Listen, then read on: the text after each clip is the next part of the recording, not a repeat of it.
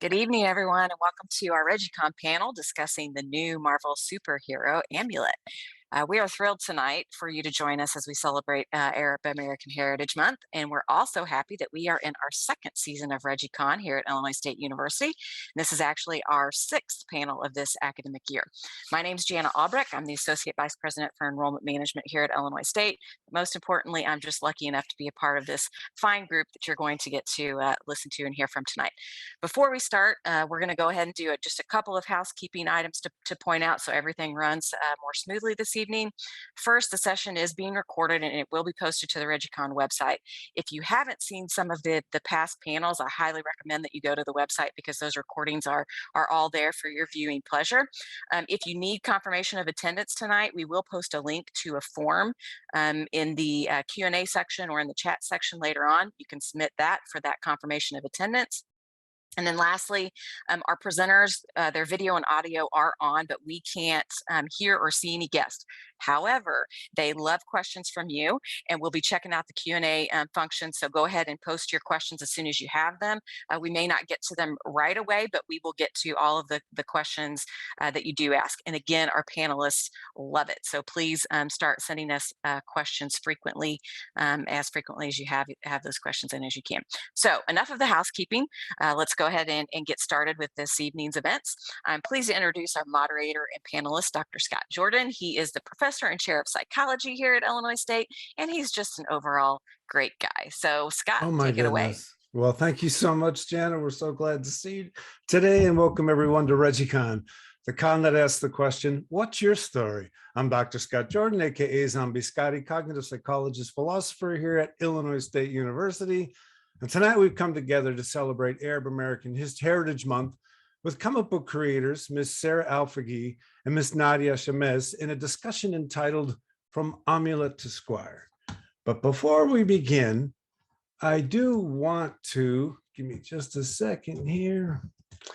I just want to give a quick shout out to the people that make ReggieCon possible behind the scenes, Dr. Amelia Noah Elkins, Dr. Jana Albrecht, whom you just met, Mr. Sean Thornton, who does all the amazing artwork for ReggieCon, Miss Danny Schroeder, who helps us with marketing, and then Miss Summer Simmons, who of course takes care of everything that's totally important. So we're very much grateful to them. And now to introduce tonight's panel, we'll begin with that motley crew of comic and pop culture aficionados, purveyors of all things geekdom, the ReggieCon crew. First, the hardest working man in comics, Mr. Victor Dandridge Jr. Victor, please come in and tell the audience a little something about who you are. Hello, everybody. As you well know, I am a self-publishing comic creator from Columbus, Ohio, self-publishing through my imprint, Vantage House Productions. Loving, I can't even tell you how much I love ISU. We had so much fun this past weekend. You guys are making it hard for my family to come home. Shame on you. But sorry, it's man. an absolute pleasure. It's an absolute pleasure to be back for ReggieCon, and I cannot wait to have this wonderful discussion. Oh, fantastic. And next on the ReggieCon crew, Dr. Teresa Rojas. Teresa, please come on in and tell everybody something about who you are. Hi, everyone. I am Dr. Teresa Rojas, and I'm a professor of English and also Modesto Junior College's first professor of ethnic studies. And I teach here in the Central Valley of California. I'm also the director of the Latinx Comic Arts Festival, which we had live in person with people here a couple of weeks ago. And it was a phenomenal event. I'm very, very happy to be here. And I super enjoyed this text, so I can't wait to talk about it. Fantastic. And now, my friend and all things nerdy, Dr. Eric Wesselman. Eric, please come on in. Tell us a little something about who you are. Hello, everyone. I'm Eric Wesselman, professor of psychology here at Illinois State University.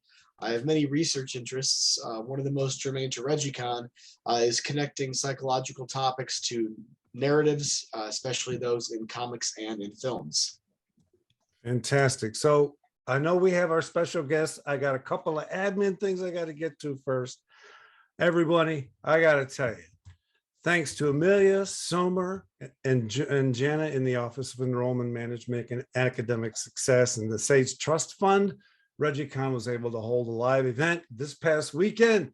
we sponsored a free showing of the Black Panther.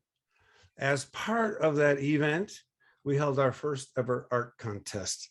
And the winner of our first art contest was a Mr. Ian Cooper with his amazing entry titled Vesper Blade.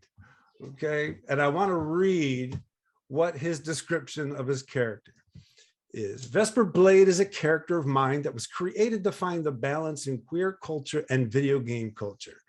Originally made for the video game I'm creating titled Oceantia, they are an embodiment of the confidence and charisma I wish I had.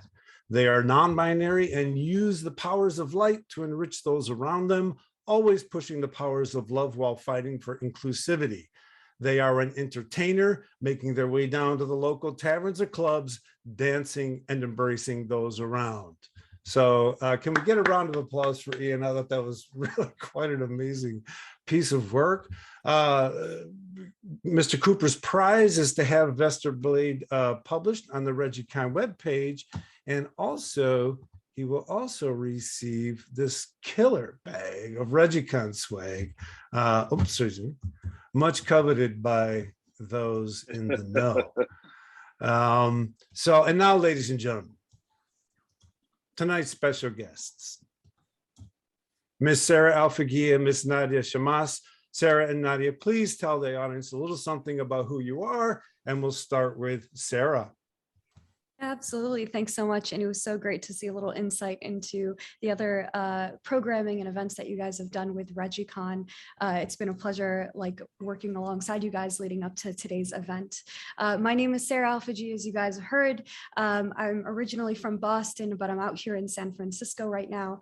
I am a Jordanian American illustrator and creative director. I work in children's publishing. I work in video games. I've done things for Marvel, for Star Wars, a whole variety of IPs that you might know and recognize. And Nadia is my very common co-collaborator.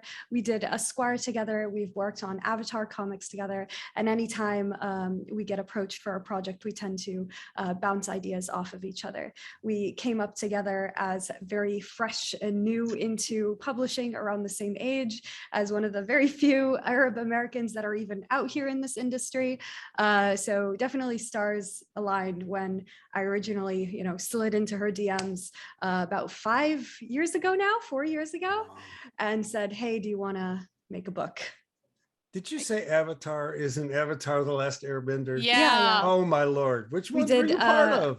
We did Free Comic Book Day last year for Iro. We did a short story. Oh, That's right. fantastic. Yeah. And Nadia, how about you? Hi. So, yes, my name is Nadia Shames. I am a Palestinian American writer, originally from Brooklyn, but I'm out in Toronto right now. And I am the co-creator of Squire with Sarah. I've worked on a number of things. Sorry. Okay. So yes, so I a lot of my work I'm well known for is I do Marvel and DC comics. I wrote a middle grade graphic novel for the character Kamala Khan, Ms. Marvel, called Ms. Marvel Stretched Thin, which was co-created with Nebi H. Ali on art. I also do some prose writing here and there, and yeah, that's basically it. Also, I'm known for being the creator and editor of the Corpus anthology, which is Corpus Anthology of Bodily Ailments, which is an anthology about disability and healthcare experiences. But yeah, so thank you for welcoming me on. We're so thrilled to have both of you yeah. here. So at ReggieCon, we're all about the power of love and inclusivity. And at the same time, I'd like to take a moment just to acknowledge the turbulent times that we're all kind of living in, hopefully making our way out of a 2-year pandemic, the invasion of Ukraine, school boards attacking critical race theory and voting rights legislation, just to name a few. Yet in the midst of it all, hope still pushes forth, particularly in the form of Justice Ketanji Brown Jackson, first Black woman on the US Supreme Court. As President Barack Obama famously said over and over, yes, we can. So on that note, yes, we can. So the title of tonight's discussion is From Amulet to Squire, and here's why the title's that way. I originally reached out to Sarah last summer, inviting her to be part of this because of Amulet. And we talked about it a bit, and she told me the part she played, and she said, but like, dude, there's this other thing that I got called Squire, and and Nadia was part of it. So eventually we said, okay, we got to start with Amulet. So what I want to do is I want to ask Sarah to say a little bit about what it was like to work on Amulet, and then have both of you say a bit about the transition to Squire. And then we're all going to share with you two our favorite frames from Squire. Absolutely. Sounds great. Sarah, you're first. Yeah, and it's interesting that you say the panel's name is From Amulet to Squire, because if it was up to me, the true trajectory for me, at least in my professional career, would actually be starting with an X-Men character named Dust, who is a C-tier X-Men, in my opinion. Like, does not C-tier, matter. come on, bump her up just a bit. Come on. No, she's C-tier. I'm sorry.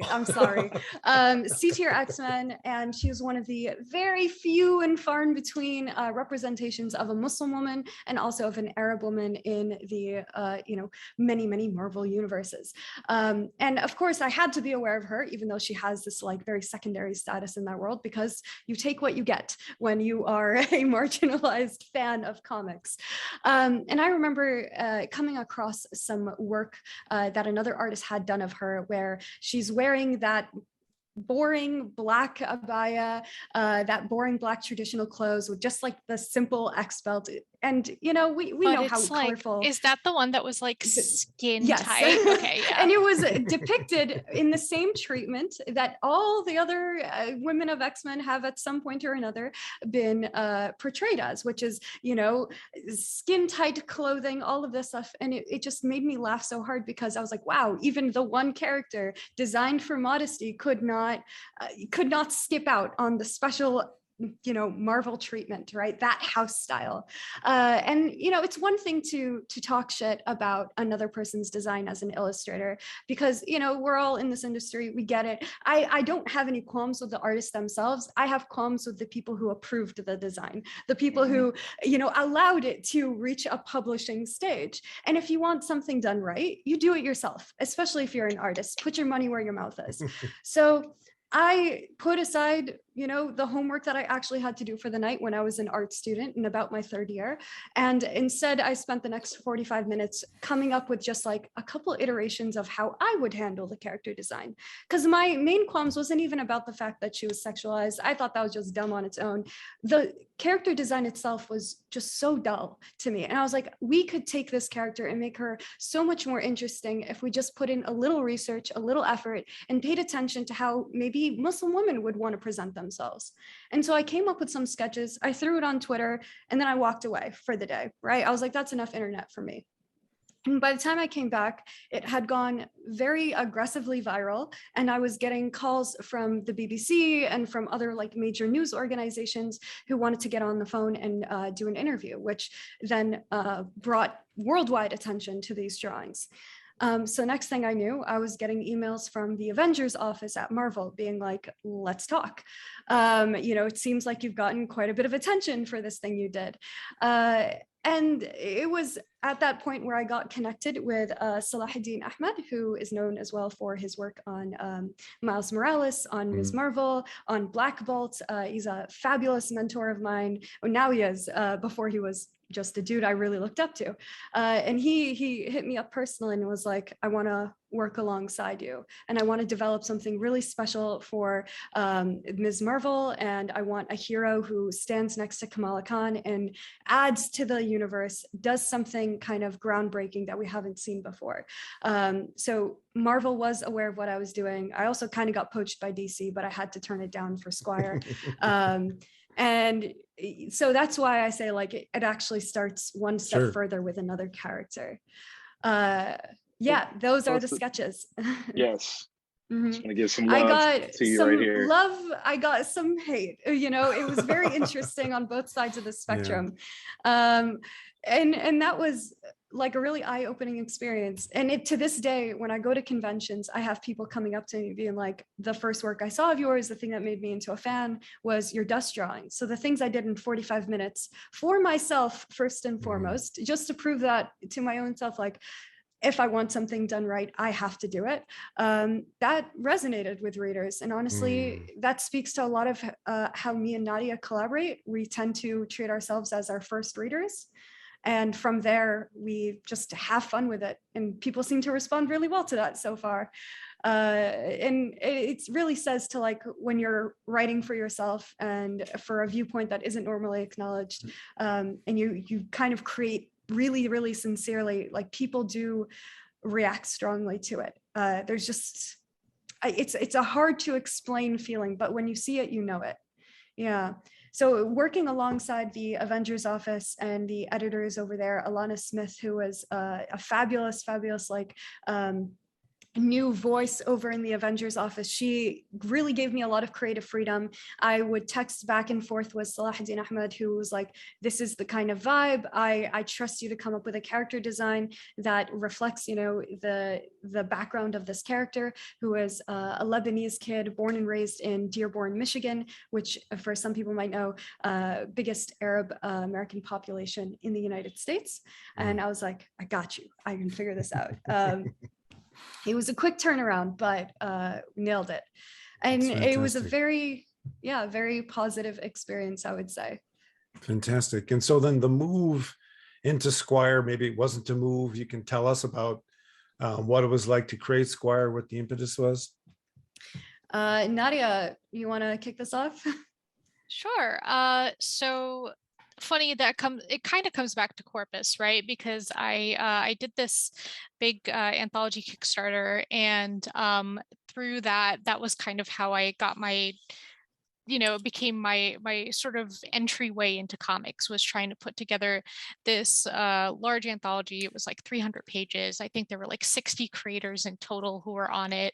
And it was originally inspired by, at the time, we were talking about, I think, repealing Obamacare or something like that.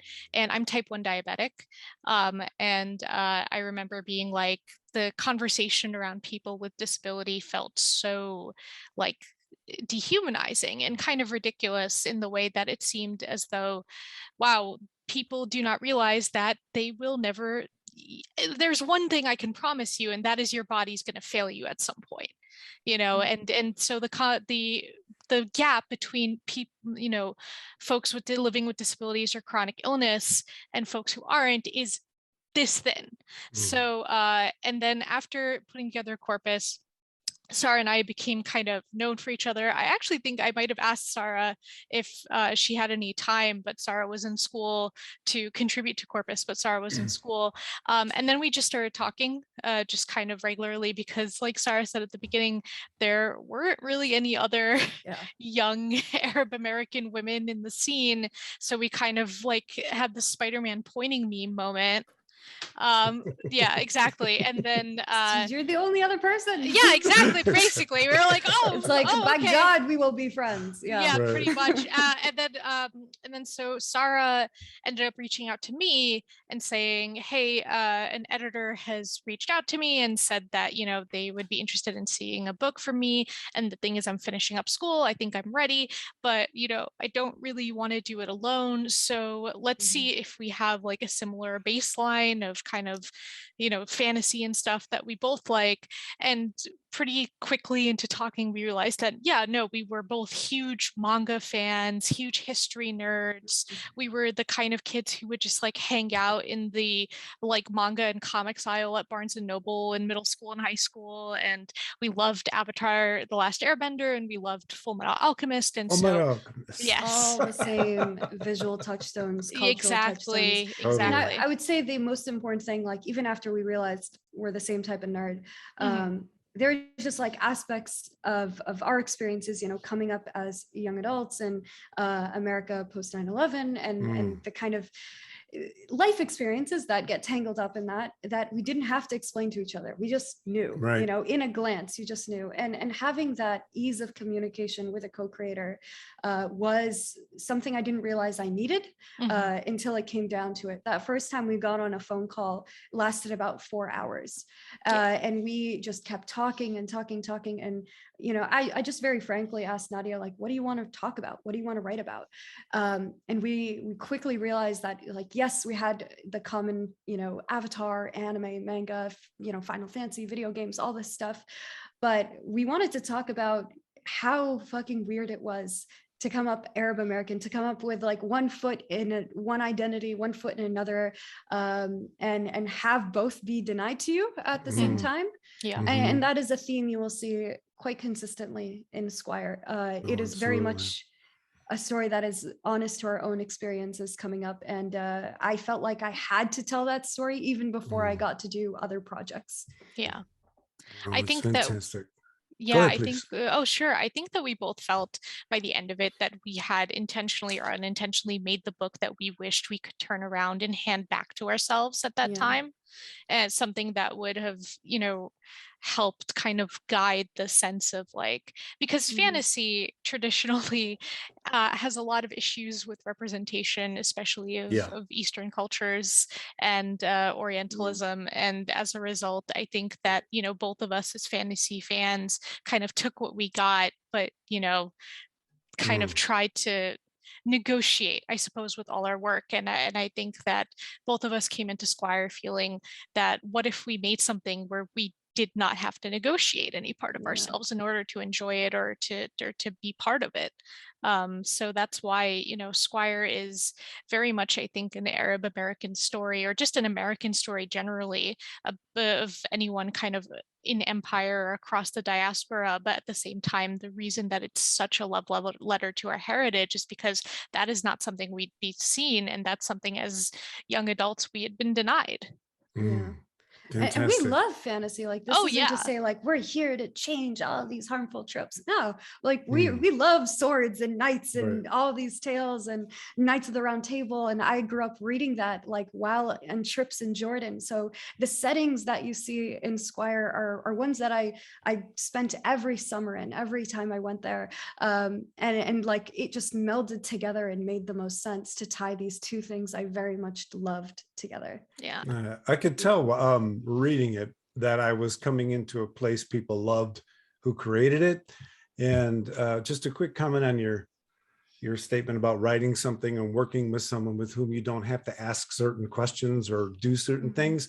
I always find when I speak to creatives and when I do my own work, it's the work that I end up respecting the most when I just lean into who I am the most, and just lean into it and take the crap if people don't like it. But that tends to be where the best stuff comes from. Does anyone else on the ReggieCon crew want to ask a quick question or comment? You know I do, but I'll wait. No, go ahead, man. Oh, I like your shirt, by the way.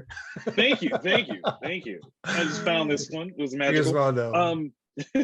So when it comes to this story, one of the things that I adore as a creative myself is the way that I don't know you guys personally, so I wouldn't know who did what, and there's a seamlessness to the voice of the overall story that is absolutely brilliant. How long did you do the behind the scenes work before you started putting pen to page, before you guys got into that creative outputs, space? Months. It's a difficult question because Squire first, as I mentioned, like I was a student at the time that I got reached out to by an editor. I reached out to Nadia and all of that. Squire originally was just a homework assignment for me. Wow. I came up with this concept art class assignment where I wanted to, have this. It was a very, very different story, and there's glimpses of it in the back of the book if you check out the like about pages and the concept art at the back. It was a very different story. It was going to be very high fantasy, think orcs and elves and stuff. And I just really wanted to do a story about a little girl and a big knight and them, hustling people all over the country back and forth.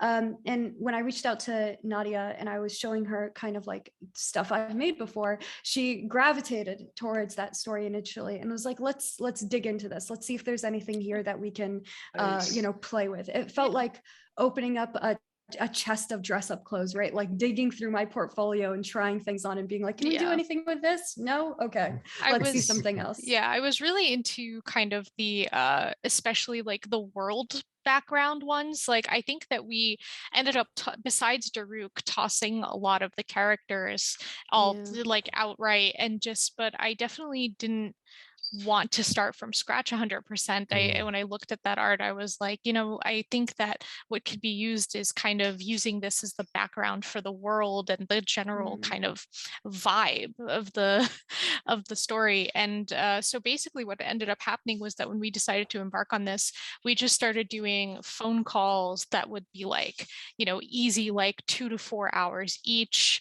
And we spent a lot of time developing the worlds. And I know Sarah went to Jordan and Turkey that summer and done like a lot of like on the ground visual research. And in the meantime, I was doing a lot of reading of Ottoman and Byzantine history. And whenever we found anything, we would immediately come to the other one and just be like, this is what I found. I'm thinking this is how it can be incorporated. And like, I remember scribbling like the world's shittiest map and being like, okay, so maybe it could be here. Yeah, this is here, this is there, that Sarah would like make it into a real map. And it's funny because the map never ended up in the book, but yeah, we spent so much time world building. And I think by the time it came down to actually making the book, we were both so familiar with the world of Squire and the tropes that we specifically were working with, that we kind of left it to like, okay, we both know what we need to do here. And I think that that kind of spending so much time together in developing this world made it very easy to kind of make fantastic. The book. The work you put in shows. Once we knew we were exactly, gonna like work together, and we had like collaboration agreements figured out, agent was on board, we knew that we were gonna develop this pitch, that was it. I took a trip to Istanbul and to Jordan, which is where my family is from, so I like hijacked the family vacation a little bit. And I would like force my uncles to pull over to the side of the road every time I passed by a cool mountain. And I would just like, everyone is taking selfies in front of the Hagia Sophia, and I would be turned around like taking pictures of tiles. So it was really fun to, of course, it was very self-indulgent for me. I'm a big history nerd. And to just go and actually get the references I needed myself. And there are some reference photos that I could pull up now where I could show exactly like what panel correlated to what research that I did. And other stuff where it's more, I pulled from my own imagination. And some things that I pulled actually from Orientalist paintings, where this was Europeans who were going to the Middle East and North Africa, doing their sketches there and making shit up when they came back home. And I was kind of pulling from that same tradition, but instead of making, you know, kind of misogynist and racist scenes, hopefully I did something a little bit truer to the culture. But it was interesting to like realize that I was going back and reliving kind of like an artistic tradition. Like this is what the masters used to do as well when they created their work. Fantastic. Teresa or Eric, go ahead. Yeah, I wanted to add from jumping off of what Victor said and then your responses to that, you can feel the depth in this piece. So when I started reading, I was a little bit, I wasn't quite situated yet, but it didn't take long for me to become completely immersed in this story. And that is a magical experience for me, to just be like, oh, there's more, and there's, you know, like, where is this going? Oh,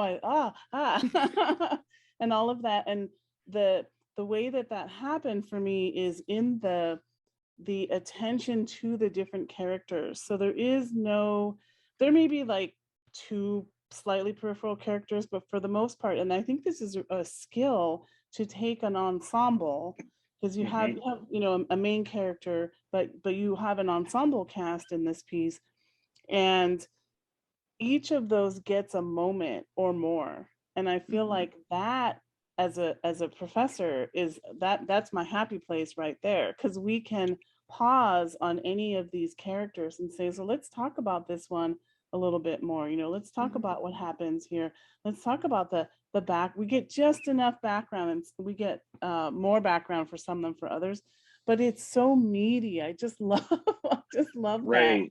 Yeah. Thank I do have you. to say though, if there are any emerging creators or writers in the audience, don't make your first book have like 8 main characters. Don't do it. I mean, I think I might. That's just Again, a word I thrown have out. writer privilege, but I disagree. There I had a you go. good Girl, you time. didn't have to drum. That's true. Yeah, that's true. I'm like, I can't ever, I will never speak to the difficulty It's of my own comics fault. creating.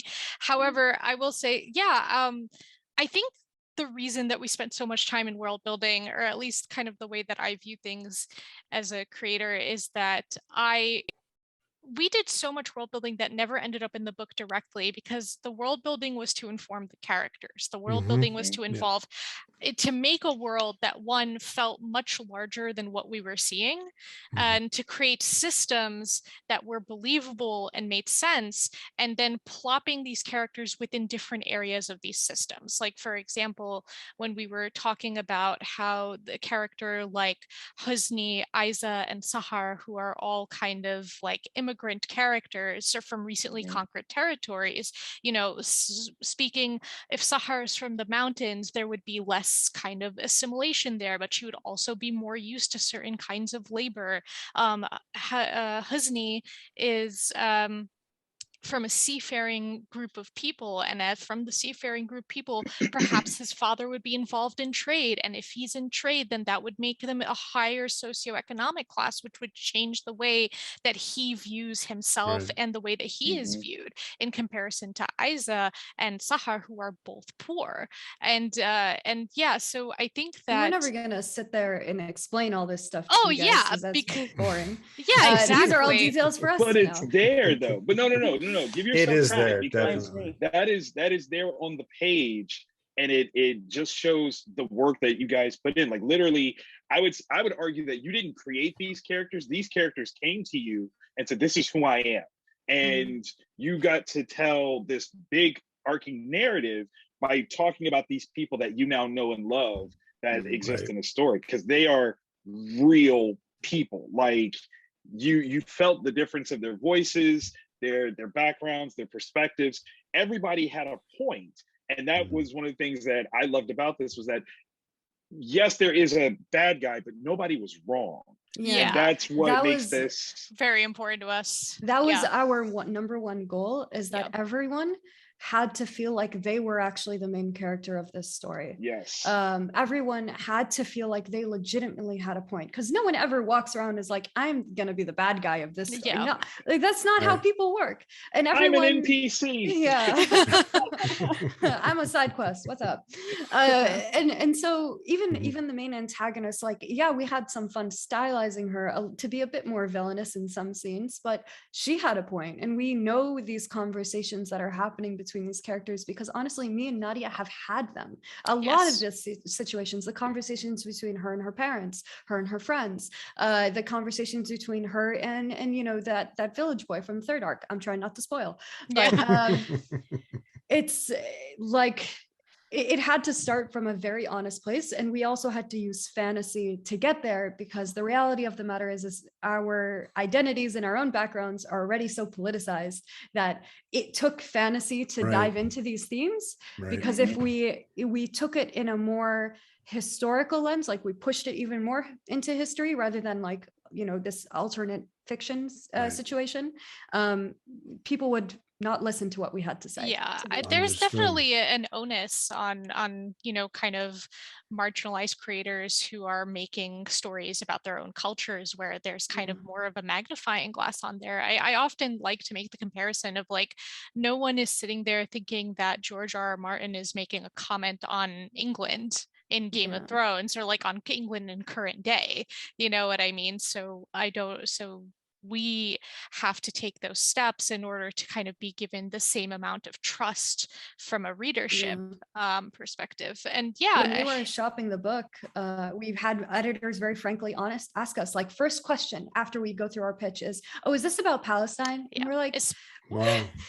Especially, It was, you Wow. know. Bigger than yeah, that. I would say, especially with those questions definitely created tension with me. I felt like initially I was like, I think the first time we got asked that question, I don't even know if I told you this, Sarah, but I like had a little cry and I was like, Yeah, you I'm did. leaving publishing. I'm not doing this anymore. But then I Yeah. was like, you know what? No, that's I was like, ridiculous. That's snap out of it. yeah, basically, I was like, got to get out of it. But the thing is that I Don't was let like, them win.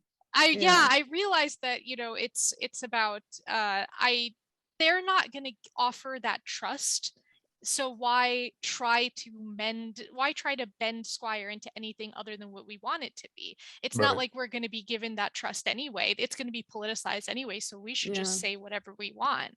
I think that, you know, especially for a character like Hind, you know, Hind has her motivations, she has her history, she has her beliefs, and you know, there's nothing that Hind has ever said that I've not heard as like straight up justification for anything that's happening in the Middle East now, you know. So And I learned that lesson of like, do whatever you want, because yeah, the people who are not in your corner aren't going to read your stuff Well, that's anyways. the lean into yourself thing, right? Yeah. Just lean into who you are and put it out there.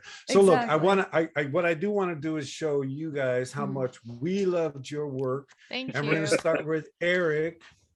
Eric, this is the frame you picked, correct? Ooh, interesting. Yeah. Eric, Yes. that's yours? Okay. Yep. Yeah. So, you know, there are many things that I loved about this book, and we talked a little bit about this in the pre-show, how I'm excited for, you know, learning more about what happens to these characters. But to talk about this particular moment, overall, when I read this, I got the vibes of two narrative universes that I really love: Avatar: The Last Airbender and Fullmetal Alchemist, which Fullmetal Alchemist is referenced in the acknowledgments, and then as we just learned earlier in this panel, Avatar: The Last Airbender as well. This particular scene I chose, the interaction between Aiza and her parents. You know, they've been, for those who haven't read yet, they've been fighting about Aiza's desire to join the military and become a squire, with eventual hopes of becoming a knight and renowned hero. Her parents push back on this desire and want her to stay in the relative safety of their community. Of course, she resents this. And they have come now to tell her that they're going to support her decision, but also warn her of the various realities that she's going to face as a member of a marginalized community in the broader empire. I chose this moment for two reasons. Personally, I resonated with the interaction both as a parent of children who are beginning their own identity exploration, as well as wisps of my own nostalgia from my own formative years, you know, being on the Aiza end of things. Both perspectives of these characters are valid, right? As a parent, I want my child to be their full, authentic self, but I also recognize that the broader world may not be so accepting. I want to surround my children with love and validate their identities. I want to protect them from all the slings and arrows of an often uncaring world. But at some point, I'll have to let them go and have faith that they will forge their own path and be true to themselves. Psychologically, some of the things that I study are ways in which we balance our core needs for belonging, as well as our need to assert our own unique identities. And both are important, and we struggle to find this balance on a daily basis. So here we see Aiza's parents acknowledge this struggle for this balance. And I also saw this struggle weaving itself through almost all of the characters throughout the entire book in different ways.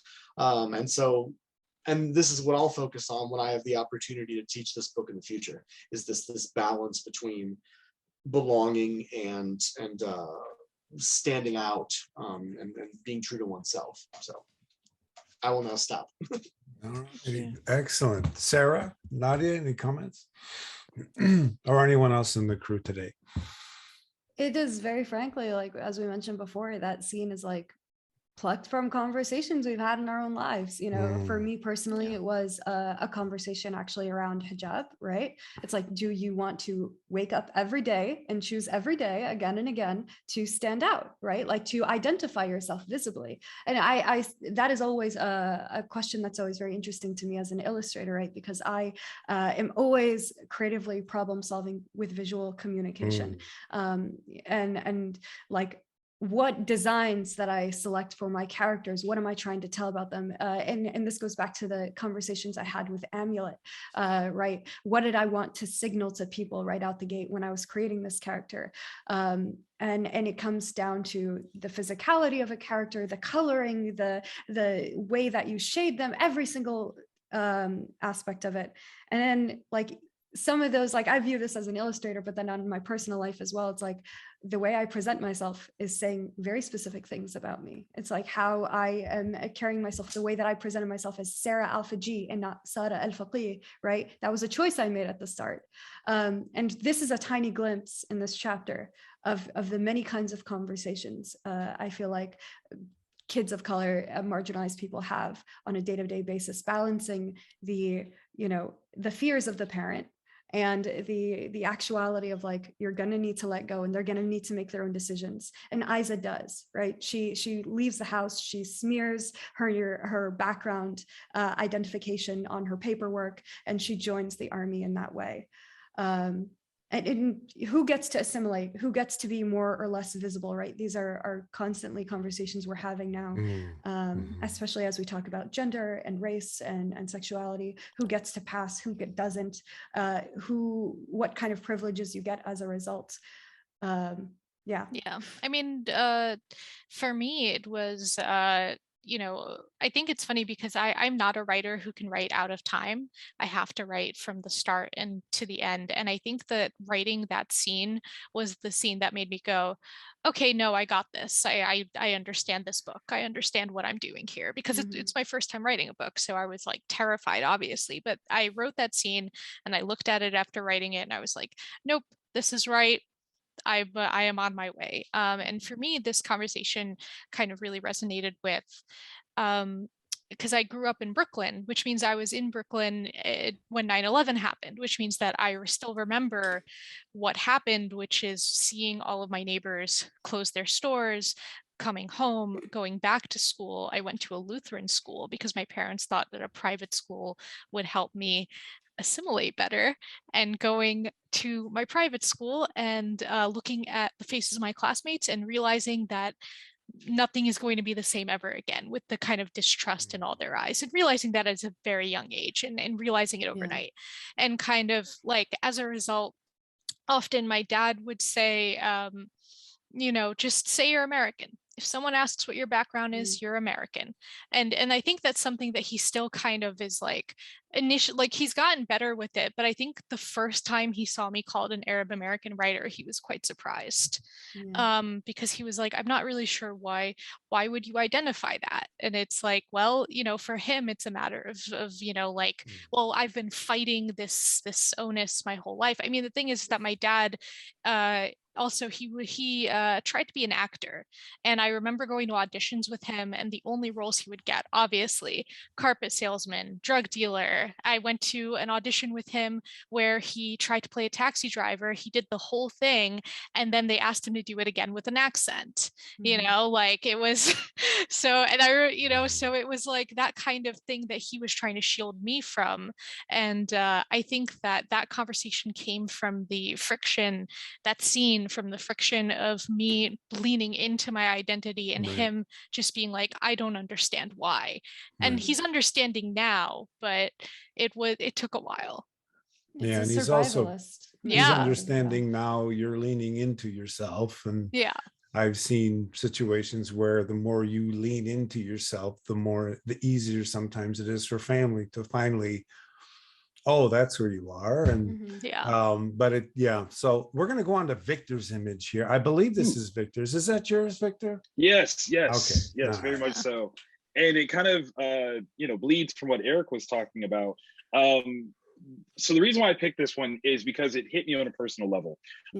As a African American, you know, comic creator, this is a moment. This is a huge moment where two people of a similar culture realize that they're standing on opposite sides of a position. Not even saying an argument, but a position. And this is something that I've dealt with, where as I identify, a Black creator is what I am. It's not who I am. So I don't specifically aim to make Black comics. And operating in a space where people, you know, finally meet me or something like that, they go, wait, you're Black, but you don't do this. There was this moment of Nazir when he starts speaking in their native tongue, and she's like, I don't know what you're saying. Like, I don't identify that way. That's not my voice that you're using in this moment, that you recognize that I am you, you are me, we are same. We are still actually very different. And it was in this sense of this monolith or non-monolithic perspective of these two cultures just clashing, like right here in this one space. And like I said, part of the reason why I identify with this is, as a Black creator, there is a aspect, subgenre of comics, Black comics, that I peripherally swim in the waters of, because that's not how deep I go in terms of my own representation of my work and my voice. So this moment, I was just like, wow, like this hit me in such a personal space of seeing them kind of, you know, come to this moment of recognition. I don't even want to call it a clash. It's a moment of recognition of same difference that is beautiful, like absolutely brilliant. I did have to use Google to translate what he said. This is like a dialect, like a spoken dialect. It's not even because it doesn't read very well from Google. Google's like, no, no, it's you know, he's saying I can't fully read it because of sorry, I just had a phone ring. He's saying that you're like me. Right. Did you want me to? Okay. Oh no, sorry. I can't. It's a little fuzzy on my end, but I know what page. Page 222. Yeah. Thank you. Yeah. I really like that scene. I think that scene felt to me like a very like huge emotional moment. I remember I literally specifically used the like in the script, I would drop a lot of reference images for just kind of vibes. And I remember dropping the reference image of the Princess Mononoke moment where she's holding the knife to his and I was like, this is it. We wanted like that level of like intensity. Physical intensity. So he's saying, I'm like you, I'm not far from here. How did you become a squire? And she says, wait, I don't. And he's like, you speak our language. The problem's bigger than us. You have to understand the danger we're in. And then she yells at him saying, I don't speak that. And then he goes, okay, wait, I understand. Yeah, I think that especially for me, like, I think a lot about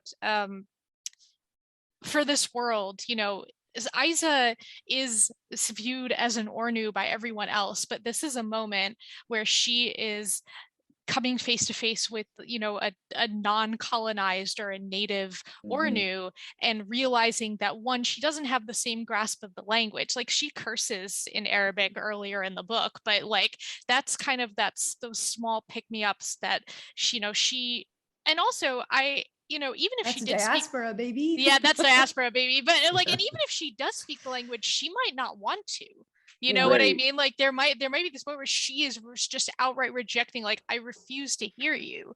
But I think that it's kind of this moment where she comes to face with someone who is Ornu after she has been just defined as Ornu, and realizes that she is not completely Ornu either. And I think that like Sarah, like we're stuck in the same moment, and we are not on the same page. And that's a lot of marginalized experiences, is like, no, you got to understand, we're getting lumped together right now, we got to be on the same page. But that's only helping racism. Well, I'm sure it's happened to you, Sarah, where like if you go to the Middle East, people are like, oh, you're the American, and you never think of yourself as the American when you're in America. But there is that distance still. So I kind of wanted that moment to indicate exactly how marooned she was culturally, emotionally from herself, you know, not by her own choice. Slam dunk. Something I really liked about this scene as well is, so you have this very intense moment, very much like Victor described it, and then there's a part of me that goes, well, that's awfully convenient that there's a group here then later on, of course it was planned. So what I love about it is, oh, wait, is this a literary tool? I mean, you know, and then no, this was someone's plan later. And the fact that, you know, the first thing that strikes you is the issue that Victor mentioned, right? And then as a writer thinking, oh, what? And then later on, boom, I'll see how they did that to you. And I think as a writer, that has to be terribly satisfying to see what I did to you back there. I absolutely love it. And I love $1,000,000%. You know, million for me, So there's we this. have a couple of questions in Wait, the wait, hold chat, on, but Teresa. Wait. We had I wanted Teresa to had add one. what I something. what I Yeah, wanted okay. to move on to Teresa's frame here. Go ahead. So I just wanted to mention, because I thought this was a powerful moment in terms of the communities of language, or language Mhm. communities. And so much of this book just was really connected for me as a Latina, and the different, from everywhere from like the family struggle and identity struggles and communities, and even issues of, like, violence and war, and creating heroism and all of that, creating communities that way. But language is such an intense thing when you create in groups and out groups based on language, right? And then also based on the dialects, and based on your accent, and based on how you say things. And so there is that thing of, as a Latina in California, I can say I'm Chicana here, and that I may or may not speak Spanish. I happen to speak Spanish, but I will connect with another Chicana, and then I'll say something in Spanish or Spanglish, which is more likely, and they're like, whoa, I don't speak Spanish. And so there's a break,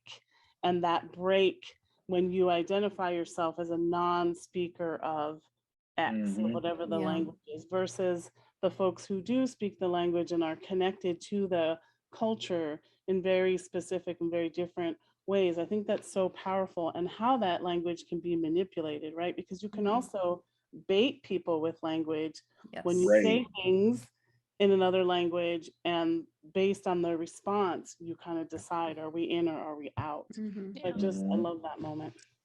So on Yeah, that note, Teresa, I'll just go ahead, and then we'll do Teresa's frame. Go ahead.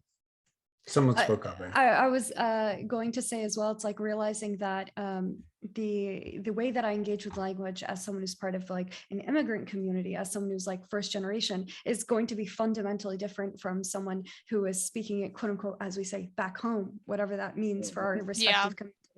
I had a very jarring experience, even within the past 2 years, where someone who was born and raised in an Arab speaking country told me, I feel like when I talk to you in Arabic, I'm talking to like a time capsule, because you are speaking your parents' Arabic, which is your main source of reference, who's from the, like, you're speaking 1980s Arabic, you're behind. And it never occurred to me that I was like, oh shit, like this is another dimension to language that I've never considered before. Like my vocabulary singled me out immediately. And it was that dissonance of like, oh, I thought I was part of this group, and you've made a clear reminder to me that I still got a bit of a ways to go. I mean, and I really resonate with what you said about dialect, because I speak a Palestinian dialect of Arabic, and as a result, often sometimes someone will single me out, like even within other Arabs, be like, you're Palestinian, and based on what their feelings are on Palestine, that can suddenly change the way that I am interacted with. It's to the extent where sometimes, like my, again, like a family member will be like, don't say Zaki. Zaki is a Palestinian word. Like they're gonna know, you know what I mean? Yeah. Fantastic. Those revelations are so powerful, and when other people point them out, and you're just like, wait, I thought I was in, but you're telling me I'm out. I don't it's like a gut punch. I was gonna say there's a difference between being seen and being exposed, and All right, Teresa, here's your frame. I stole Victor's page. Sorry, not sorry. But so in reading this was a really interesting experience for me, because I wanted to land on a page that was about citizenship or belonging, or one of the themes, one of the larger themes that keep coming up. And as I was choosing my page, I thought, no, I like the adventure part. Like, I like it all, but the part that like really got my blood pumping were the action scenes, man. I love the action scenes. They're so good. And just I enjoyed sort of going through them and then going back and going through them again. So I thought, okay, I need to pick an action scene, and this is toward the end of the book. So I think this is part of like the final, the epic battle toward the end. And what I love about this as a sort of a representative of the action is I love all the panels that are askew. I love me some geometry in comics, and we have so much good geometry here. But also, this mixes, even though this is visual, I feel like the story, like the writing and the visuals come together so beautifully in the action scenes. And that's why I picked this one.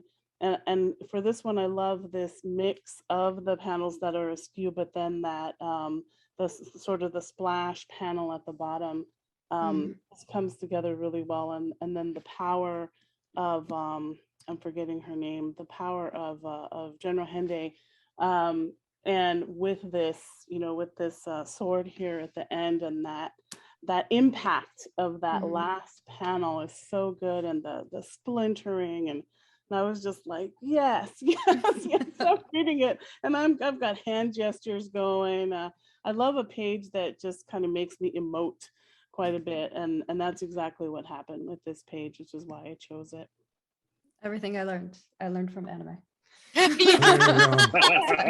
Yes. Nothing wrong with I just that. got to give Nothing credit wrong where with it's due. No, straight up. I Nothing mean, wrong I with think that. that, yeah, we put like for the fight scenes, often I would just be like, Sarah, do it, just do your thing. Like, because I it think would be the emptiest pages where she's like, you can come up with your jokes and you can come up with the action scenes. And I was like, yes. yeah, so I think that mostly what I would do is I would be like, okay, here's the vibe. And like, again, like, I think that for me, my scripts are more about having a conversation with my co-creator and just trying to express like, what's the most important thing? It's how the page feels, or how like the characters feel, or how pacing. But like, ultimately I would just put in like fight scenes, and I think for that one I put in like one from a Turkish drama, one from Princess Mononoke, and one from Samurai Champloo, because I think that like a good fight scene is character building. It's like I like to use the example of Cowboy Bebop, where like you get to learn so much about the character Spike Spiegel just by the way that he fights, and like his dancerliness, his like joy in fighting. So I think that like fight scenes aren't like breaks from plot, they're like part of character building. But yeah, that's all Sarah. The fight scenes are all Sarah. The vibe is so strong in those fight scenes, so strong. Yeah, I definitely had a lot of fun with it. And every time Nadia was like, the fight's going to be 3 pages long, be like, how do you feel about 7? Would be like, oh no, kidding. You said 3, I heard 7. Yeah, exactly. I'm like, I'm fine. I like this. Go ahead. I like this image here and this image here. Yeah. Right. That those 2 images bring this huge psychological depth into all the other action that's going on. And this image here is giving me really strong Korra vibes. Not necessarily Korra, but Toph. Is it Toph or Lin Beifong? Yes, yes. One of my favorite similar. characters from When I Korra. was looking at who are older women in fiction that I can like pull some visual cues from, because you don't want to do something totally unfamiliar. You want to draw from like tropes people would recognize. I looked at Lin Beifong. I looked at Lady Eboshi from Princess Mononoke. Yes. There was someone else on my mood board. I can't remember her name. Was There's it a lot of older women in fantasy?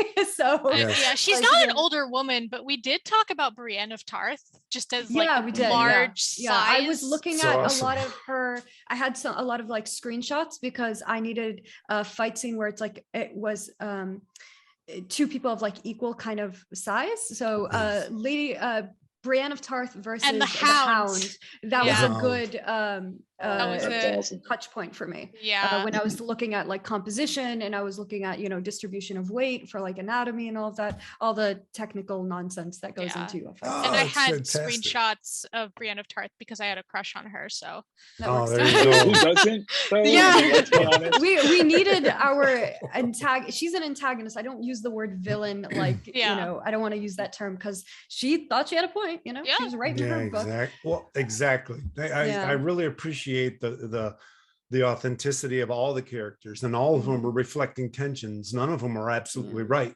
in their own head. They were all reflecting tension all the time, and that's very much very, very authentic to me. So here, what I'm going to do is are you seeing that? Hold on, let me make sure.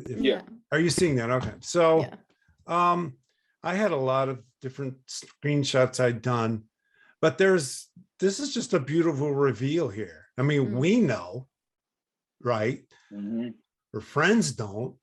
And this happens immediately You're after not this. still screen sharing it. I'm not once still. away. Thanks for interrupting me. Hold on. Let me hold on. So we I saw thought it he and was then it building it up. So Yeah, me too. I thought you were doing a drama. I was like, No, okay, look at Scott, I that. see how you're doing it. Yeah. I'm working hard over here, man. Okay, there There you we go. go. All right, so yeah. I'll cliff note what I said. This is a multi-layered reveal here, right? This is a huge narrative payoff. It's a revelation to her friends, we know, but it's also a revelation to us in a sense of where she is as a character. And this is right after the scene Victor mentioned, right? Where she just confronted someone and they, as you guys mentioned, they had this dramatic, exactly. It was before she confronts him, but they did have an altercation. Oh, I apologize, I got my order wrong. And what I love about the scene is her tape is falling off, her band is falling off. We know what's going on. You see these other characters having their reactions. She's reaching down and all she can say is, I got you, Husni, I've got you. Right. So in this moment of maximum vulnerability, she's basically about someone else very intensely. And it's just dramatically very rich, poignant, single page, and I loved it. And I'll just stop there. Yeah, it was a lot of fun coming up with the design for this page. This was probably like in my like top 2 or 3 favorite spreads in the book. Victor, you were going to say something. Yeah, I was going to say, I'm trying to remember the page before if she hesitates, and I don't think that she does, recognizing if there is any real moment of hesitation, it's to hell with what anybody else says about me in this moment. I've got to save my friend. And it is probably one of the biggest moments of heroism, even considering what happens at the end of the book. It's this that is the most heroic because it could cost her the most. Like Isaac puts herself in a position where literally those people that are right behind her could draw swords and just take her out right then and there because you are an enemy and you are this and you are. And it was never her concern. It is both a mix of trust, naivety, focus. Like there's so many different things that are at play in just this one little moment. And the thing that I want every like comic book creator, whatever creative, to pay attention, it took 4 panels. 4 panels to show absolute heroism. And it wasn't that something huge had to happen. It wasn't explosions. It was very specific character moments, because that's where heroism actually is internal pieces for people's motivation. And you nailed this. Like, thank you. Like seriously, like I'm reading this and I'm like, okay, so my new favorite creators are like. Thank you. We appreciate this is high level. I honestly, like, again, I was joking about it before, but it's like I really did learn a lot from specifically reading non-Western comics. So for me, I grew up with Marvel and DC. That's very much like part of my background as well. And Image Comics pulled me back into American comic space as well. Like full credit to Brian K. Vaughan, and Brian Konietzko is the Avatar creator. Credit to him too, but for other reasons. Because he also, like with the creators he works with, tends to work with people inspired by manga and anime and all of that. And when I was reading through, it wasn't actually action and shonen manga that I was reading. It was romance manga that I was reading, because they know the value of pausing, full pause for a reaction, for an emotion. That it's one thing to show a sword strike, but then you have to give equal weight to showing how that character feels about that moment. And that's where the reader steps in and truly empathizes with the character. So if the most important thing about the scene is that she's been exposed and she's vulnerable, that better take up the whole damn page. Yeah, I've been doing a lot of short comics lately with Marvel and DC, but I think that looking now at this panel panel and on this panel looking at Squire, I'm like, yeah, no, the thing that I like to do and the thing that when I'm given the space to do it is just give a lot of open space in the book, because I think that those are the most interesting and kind of meaningful times where you get to go in. Also, I think this is kind of funny. There's a moment early on, I think in chapter 3 or 4, where Isa is practicing tying tourniquets on Husney. And we put that in as like I saw that. Yeah, we did do that. Little foreshadowing. Yeah. I'll I pretend didn't do it the was on training. That's purpose. what. Yeah. Yeah, no, it was on purpose. No, We were claim like, it. Claim it. We don't. Yeah. Who's to me? I just drew it. Sarah, how many also different important- versions of this did you draw? Of this scene? Yeah, I think when page. I knew I knew what I was going to do for this page for a You did. while. Okay. I knew what I was building up to. I wanted it, this is going to sound funny, I wanted it to be very Sailor Moon, to be honest. Like I wanted it to feel like does. magical at this point. It is a real, like this isn't how the bandage comes off. We know that. It's like, this is just symbolic, you know. Yeah. This is that big reveal moment. And I think this is the fun part about comics, is I can decide when to turn off reality. I can decide how. The other thing that's really, really fun about comics is I can control how long a reader stays on a page. You know, I can control how long their eyes stay on a certain part by just making it bigger or smaller, affecting the contrast or the panel layout, right? Having the two characters reacting to the scene right up front, where there's nowhere else to look except for their faces and her hand. That has to be majority of the page. That's the only thing that matters in that scene. Why distract from it? Yeah, this is the world's absolutely. saddest magical girl transformation. The worst, yeah. Exactly what I wanted to point to is that upper part, because yes, the lower piece, the last panel, that is a very tender and revealing panel, but it's the juxtaposition of the reactions to like the horror of seeing this mark, right? But it's that very revelation that turns into this tender healing moment. And I thought that was so important. And pointing to the way that the eye travels across this page, it's very, you can't help but follow the I don't know if it's a bandage or a ribbon or bandage, but some fabric. There's a fluidness to it that I find really compelling. Yeah, it's funny that you mentioned the Sailor Moon manga anime angle, because I could see this like pan up or pan down, you know, with some J-pop in the background. This would be like an intro to an episode. Every time I whip out my passport, I'm gonna do like that from now on. There you go. So look, we have a couple of questions, and they've been waiting very patiently. So I'll go ahead and start. So Tom says, hello, everyone. Happy birthday, Sarah. Sarah, is it your birthday? It is my birthday, yes. Well, happy birthday. Thanks. That's awesome. I did not plan well. That's okay.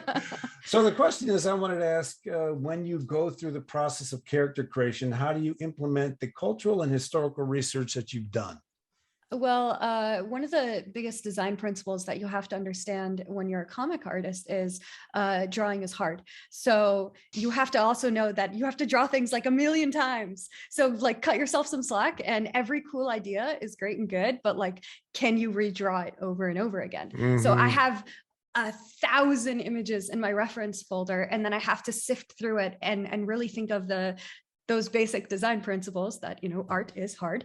And I have to also think about like the uniforms. I'm going to just use the uniforms as like a way to talk about this. That is pulling influences from Ottoman research that I've done, from like looking at what actual like uniforms looked like. It had to fit all the different body types and sizes for my main characters. It had to look good on someone as tall and buff as Sahar. It had to look good on someone who's the runt of the litter like Isa. It has to look good on the variety of the extras that I have. And it's a very functional outfit. What does it look like when they're swinging a sword? What does it look like when they're having an intimate conversation in camp? So I think very much of a function and context when I am doing my research as well. because I have to tie it into something that ultimately supports the story. It can't just be cool for cool's sake. So if I go crazy on detailing and suddenly that muddies up a page, I got to get rid of it. I got to not be precious about the work that I'm doing. What I love about what you're saying there, and it's kind of been a theme that runs through the evening, is the work, right? And you were talking about your collaboration, and you created a map that didn't end up in the story. The thing is, indirectly, I would say it did, and you would say the same thing, right? We had to go through that process, and some people like Picasso created this myth that art is such that I have it in my head, and it just comes out. And what I love about the conversation here is, if you're going to do something you respect, you have to create it and recreate and recreate and recreate and recreate to produce, to get to the point where you want to get. Comics are way too hard. You have to love it. You have to love it. That's the thing. Yeah, $1,000,000%. Yes. I was gonna say, it's not unlike being a PhD. No one asked you to be one. You have to love it. No one asked you to write a dissertation. If you want to do it, you've just got to do it and love it. We have another question from Farahia Osman. What are the ways you've been able to create Squire? What are the ways you've been able to celebrate Squire since its release, especially with all the work both of you have done? How have we celebrated? I had some friends who like surprised me with they surprised me with a dinner all at my house the day of the book release. That was very kind of them. Cool. They just like rolled up. I saw like one friend walk through the door. I was like, what are you doing here? And then like 14 more showed up. So that was good. And then we just did more work. My partner took me to a very, very nice dinner at our favorite restaurant, and treating, just like full fixings, anything your heart desires, let's do it. That's type awesome. dinner. So that was very sweet. And then I went back to writing the next day. I mean, it was like what's cool about a book is that you don't really have to do the work for celebrating it. Like that's the joy of it, right? Is that you get to hear all the reactions from everyone else. And it honestly feels like there's a weight like taken off my shoulders that I didn't feel like that there was there. Because the only people who've cared about Squire for like 3 straight years is like me and Nadia and our agent and our editor. And then it's like maybe my mom. And it's like, that is it. That's the list. And so now I get people like DMing me every day and emailing me and tagging me on Twitter, being like, I love this part. I love that part. I had this opinion. And every time I get a feedback like that, I feel like I'm sharing a little piece of this book that I've been lugging around with me all the past years. And I'm so glad to like give them this little piece and be like, cool, you can carry this with me now. That's fantastic. Jana, is there something you need to say about students and extra credit forms? Yes, they're in the chat. If people need confirmation of attendance, the form is there. So you can go ahead and click on that and complete it for us. Thank you, Jana. And thanks to all of you who are out there. So if you're out there and you still have questions, please go ahead and put them in the chat. ReggieCon panelists, what other questions might you have for Sarah? Can you bring back up Teresa's page? Because I wanted to jump deep into this one. This is where I was going to go if I got to pick this page, but Teresa was faster than me. I love the pages. She got me. Yeah. So I felt like this page was thematically the crux of the story, like the entire story. You have the younger generation besting the persons before them, and it's a consistent sort of thing where there's a matter of fighting about change and what that could be, should be. You have Hindi, obviously beating Doric, but he's handicapped in this fight right now, so it's not quite the same. But then when Asa comes in and stops her, she's the next generation. She's the next young voice that's like, wait, I get to choose how this is going to happen. Like, I'm going to have a say, much in the same way that Hindi had a say when Doric was accused. She got to have the say and say how this is going to play out. And now this is continuing in another character's voice. Was that on purpose, or am I just like reading into this and just being in a place of tears and love but I'm just pouring my writing into it. Did I do that? I mean, You can with tell me I did anything, that. like I'm gonna roll up and be like, whatever you want it to be. Like, I mean, so honestly, I am a firm believer, like as an illustrator, the moment, like if I wanted to tell you how you should feel about this, like I would have put annotations at the bottom of the page, you know, like it doesn't matter what I have to say about it. If you took that away from the story, hell yeah, that sounded great. Like I'm gonna say that's on purpose. I think intentionally for both of us,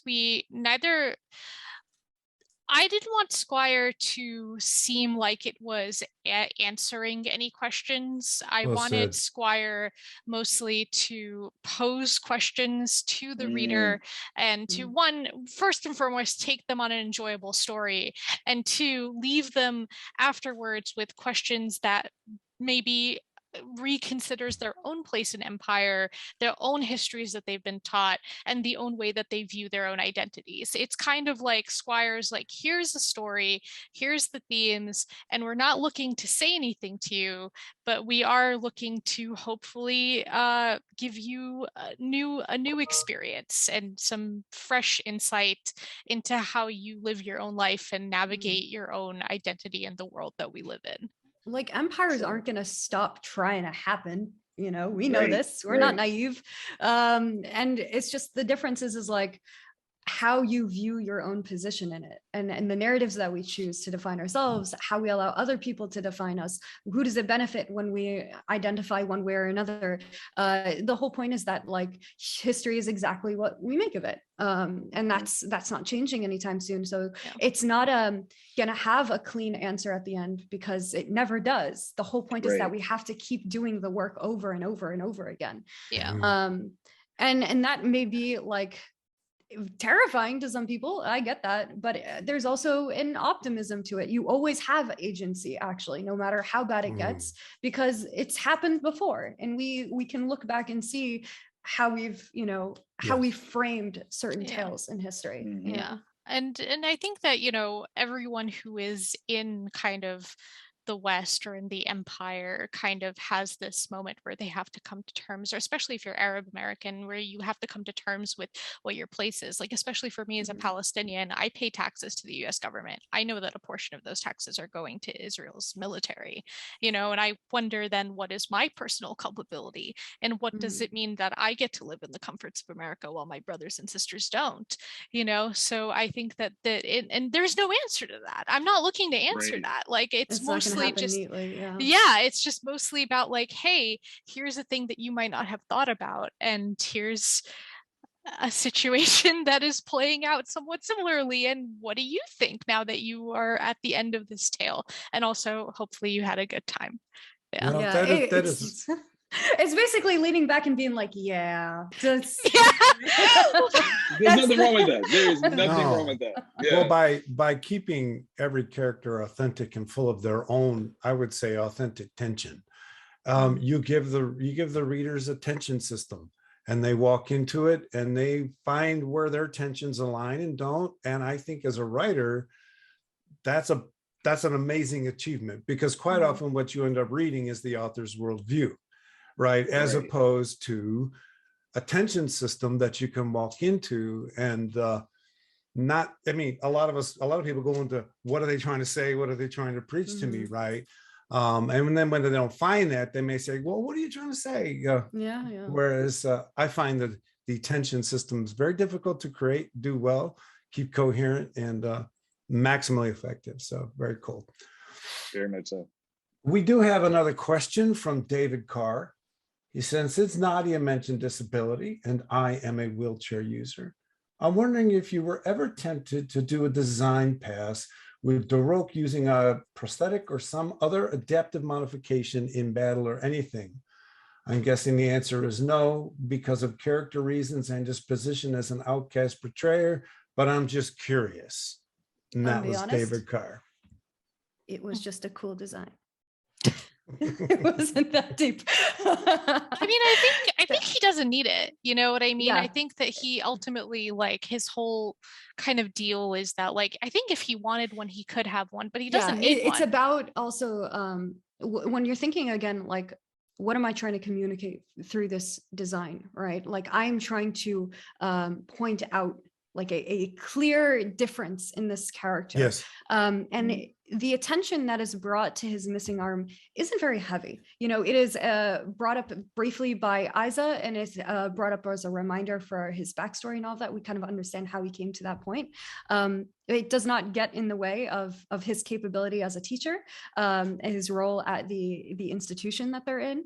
And I just like loved the balance of that kind of character and what he would present to, I guess, like the visual storytelling element as well. I could have given him prosthetic, but I think it would undermine what I was trying to do on the illustration side of things. Because there are certain themes, certain aspects about this character I just need to get across very quickly. Yeah.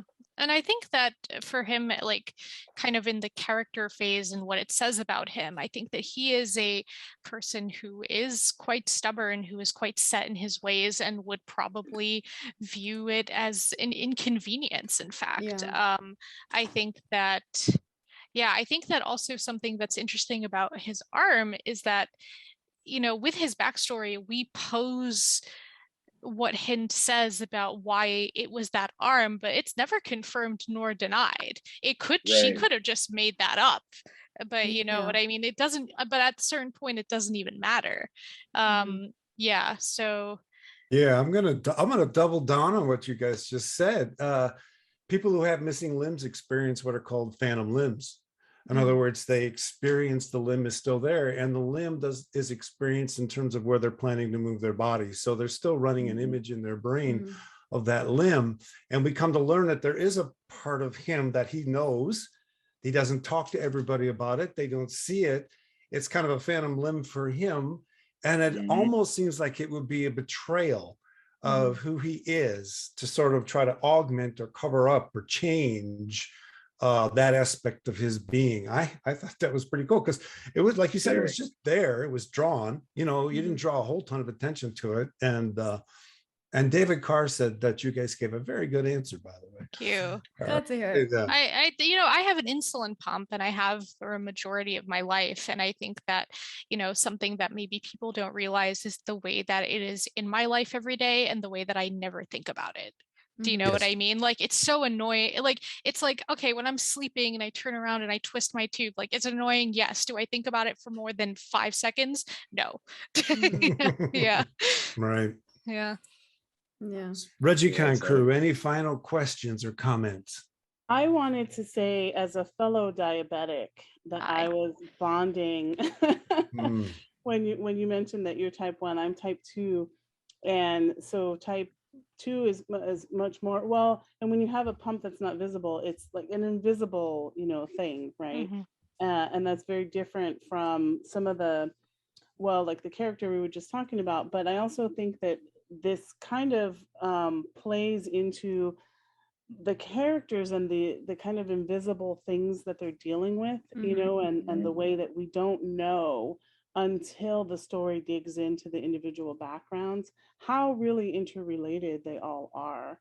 And I think that's a really important point, because without sharing those things, we just don't know. And I wanted to ask Nadia, are you part of, I feel like your name sounds so familiar. Are you part of the graphic medicine community? So Corpus was featured a lot on the graphic medicine community, I think, because of just how it was basically a graphic medicine graphic novel. So I'm very familiar with them, and I think that they talked about Corpus quite a bit. So and you're right, you know, it's sort of like there's so much in so many people who live with invisible disabilities, and it's you know, it's sort of like, I think that even that is kind of, there's passing there, right? There's, you know, I'm hard of hearing, and so for me it doesn't come up until it comes up, you know. And then there's this weird reaction of like, oh, I'm so sorry, I didn't know. And I'm like, yeah, that's why I'm telling you. And that's like, just, it is part of that bigger conversation of you know, you just don't know, you don't know about anybody, and so like, shouldn't make assumptions, but that we're constantly navigating the stories we tell about ourselves, about other people, how we choose to signal ourselves and others. And that is happening in the macro on these like large scales when we're talking about empire and country and nationality, and in the day-to-day micro of just, you know, people interacting with each other, and whether or not I say Sarah one day or Sada one day. Yeah. I wanted to mention that the graphic medicine folks, I put the website in the chat, but there's because I'm on the board of that, it just so happens, and we're having a conference in Chicago in mid-July. So folks are welcome to go to the website and then take a look.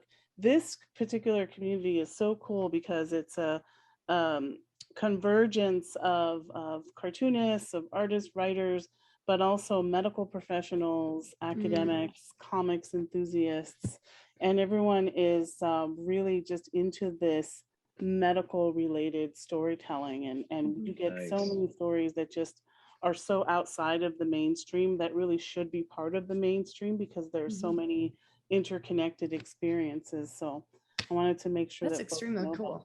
I will Yeah. check that out. I have like full side note, it's like medical history and stuff is like a very niche interest of mine that I'm very into. Awesome. I Yeah. love it. Very, very Maybe cool. someday. In another life, I wanted to be a medical illustrator. Oh, wow. Oh, Yeah. yeah. Doric, as we mentioned earlier in the panel, was the only character who actually stayed like fully intact from the concept Yeah. art to the main story. He's very near and dear to my Irony. little heart. Yeah, I just saw him and I was like, nope, no notes. He's big. He's Put him in. large. He's missing an arm. He's angry. I adore him. He's just that grumpy uncle mentor perfect. figure. Yes. Perfect. I adore that trope with my whole heart. So Same. I was like, put him in. Put him I'm in, getting coach. pretty strong eye roll vibes right Yeah, about now. You know, exactly. Yes. Who, by the way, is Yes. the best character. Yeah, absolutely. The last Airbender He's my by favorite. far. Well, you know, unfortunately, it's roughly 8:30. It's time to bring this fantastic panel to a close. What I quickly want to do is inform everyone they should come back for our next ReggieCon. That's Thursday, May 5th at 7 p.m., where we're going to discuss My Neighbor Totoro as a celebration of Asian American Pacific Islander Heritage Month. So then thanks to all of you for attending. Thanks to everyone behind the scenes, as always, for making us look like we know what we're doing. Thanks so much to our special guests, Sarah and Nadia. You've been amazing, and we truly appreciate you being here. Yeah, thank you. Thanks to the audience for attending. And until next time, everybody, have a good evening. Bye-bye. See you, everybody. Bye. Thank you.